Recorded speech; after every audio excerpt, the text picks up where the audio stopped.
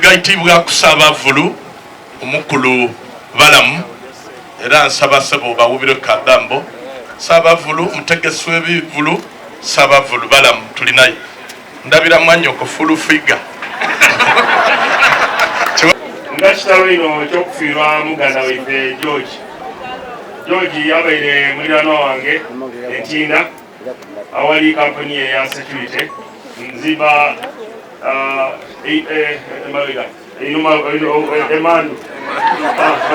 Emandu owa George.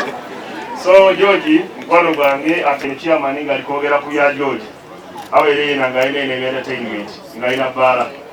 So twafuka omukwano nga mwezi mulala inuma babiri yantukira ni mwami mwezi Patrick Musimbuzo baliwo aba Balaam bandukira bansaba njo wa president mukomenti aleke Balaam dikole.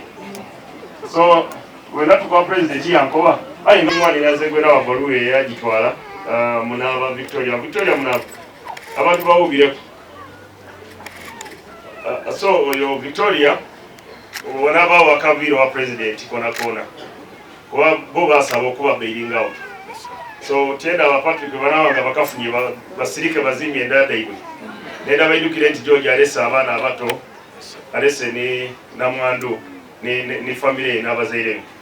So kitalo ino kyokumufiirwa he has been a very good man abaira alikozesa abasirikale endowooza lwena semba yokogenda yankuba ina abasirikale 45 mu Uganda okuba n'abakoze ebitaanwe ng'oba osasulira NSSF osasula payers you earn ate nga towakanya gavumenti kintu kirungi ino abayiganga mwatukola bubi ayi kasitamu alonda abapanado ayi mkyatuka ku muganda wange ku my father muzei mwatukola bubi ayi ondaliyo ayi kulu nabanga tuyizemwe yena lyamukoba muzei abantu beganga nga bakuwagiranga lwaki baniiga so tuterezeemu abeiganga tunairamu omulundi ogwikwiraku muleme tukola bubi aye nga mwatwiba kale mwewale Katonda abasaasire mutambule bulungi omwoyo gwa George Katonda aguwumuze emirembe. George yankoba abaire asaba mu kanisa ya Church of Uganda tiri oba kituufu era bishop yakavaawo so no church y'okukyalo bwe bangezeramu entebe ndabagulira entebe da miliyoni ndala needukunyanga ku George so entebe njadibawa ndowooza olwaleero oba enkyo kunkyo kuba nenda kusula kuwona. Yes, Katonda abakuume abalikira Kampala mutambule bulungi. Aya twenda okusiba tubekwe engalo lw'entebe kuba bategere church. Ono mwami yabaire ali kusaba mukama wange full figure ataba mwani naza ababosi wange so njakubira full figure mu comment waliwo ali kwende amaina gange bandita Barugahara Balaam Ateni ndi dada waimwe basoga zeni musada munolo nva Masindi aye mu Busoga nina mistake nina kwebyange n'amasagali ekamuli nina kulebindi ebugwere tuside ebugwere so wembanga ndi koba ti musada wa Kyabazinga ate madada we so mutwanirize aye Mumiranga mukulonda musada wa kimuwa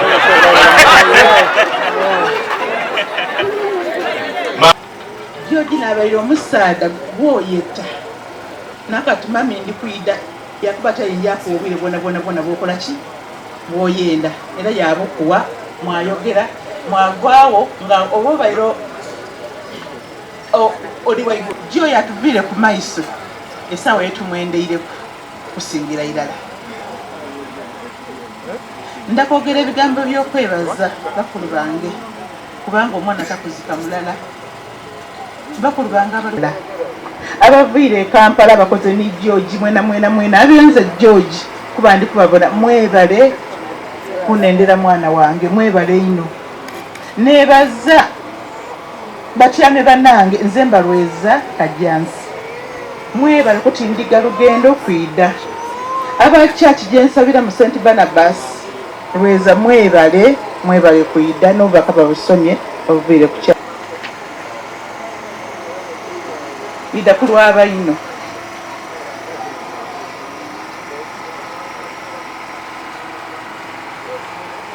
Yesu yakoba Peetero ati bw'omala okukyukanga onywezanga baganda bo. Andrew. Katonda oyo ayitoyirewo omwami wo, the chief planner, is the same God that is seeing all of these siblings under your mighty hands. So, Doreen, we call upon God's Holy Spirit to be manifest in you, that you continue to feel God's love and God's compassion in whatever you'll be doing. Abaana banomperano betaga kukumako. Onawulira ekisa ekyo mu buwanguzi, onawulira ekitiibwa kya Katonda nga kyongera okukuyikako, Katonda ayinza kuzimba pulaani empyaka. N'olwekyo, Holy Spirit come. Holy Spirit come. Holy Spirit come. Holy Spirit take over. Holy Spirit take over. Holy Spirit sanctify. Holy Spirit sanctify. We surrender this home, this family into your mighty hand. We surrender Doreen into your mighty hand. With the miracle of success and development is still with them. May God make you strong. May God touch all of these children. And the blessings of God the Father, God the Son, God the Holy Spirit be upon these children and this family. Be upon you as the head of the family that God has chosen because of the demise of your husband. We know you will overcome. We want to see into the hands of God succeeding, working His will in you. Omukisa ogutaba bwaku leero ido emirembe n'emirembe. Amen. Tugenda okusimba kyaki olw'ekiseera kyetugaire. Twongera okwaniriza abalizi mwena era twongera obasiima olw'okwidde okubaawo n'ife. Olw'ebiseera tuyikirize mwami mukwaya Doreen ayogere.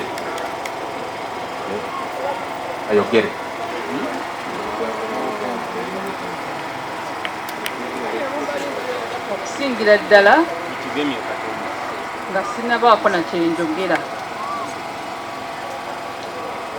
munzikirize njogere mu lulimi Oluganda.